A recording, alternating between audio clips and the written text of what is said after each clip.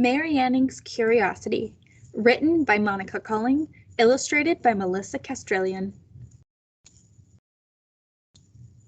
Prologue.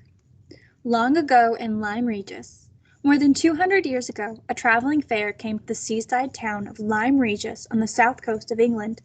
People left their tasks to go see horses jumping and riders performing stunts. Molly Anning, expecting a child, asked her friend Elizabeth Hastings to take her 15-month-old baby, Mary, for the afternoon. The child was cranky with teething troubles, and Molly hoped the horse show might distract and amuse her. "She'll have a good day," assured Lizzie, cuddling Mary. "I'll make sure of that." The pair waved goodbye and set off, crossing the bridge over the river that ran through town.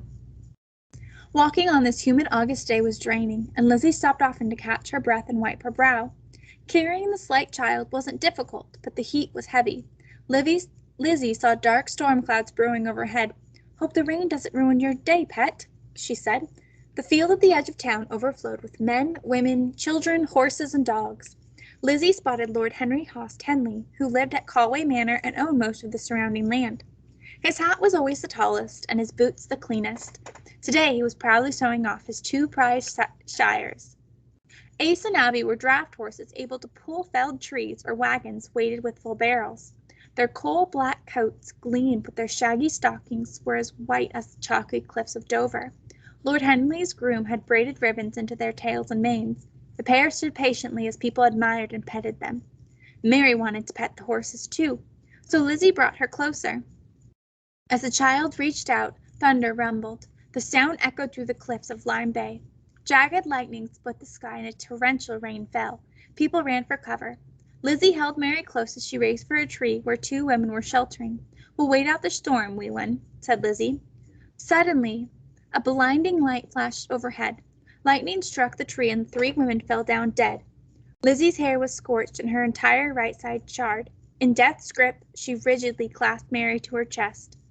Then, just as suddenly, the storm clouds blew out to sea.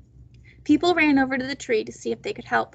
Dr. Farewell was among them. He saw at once that the 3 women were dead and the child was unmarked by the lightning. Could she still be alive? Was it possible? Dr. Farewell pried the infant from Lizzie's arms, then put his fingers to her throat. He felt a faint pulse. Astonished, he cried, "Her heart still beats!" Dr. Farewell carried Mary to the Anning home down by the seawall in Cockmoyle Square.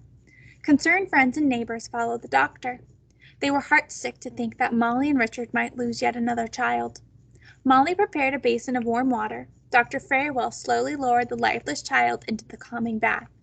He gently rubbed her arms and legs while Molly and Richard looked on helplessly. Mary's eyelids fluttered as slowly her eyes opened. People in Lyme Regis talked of that day for years.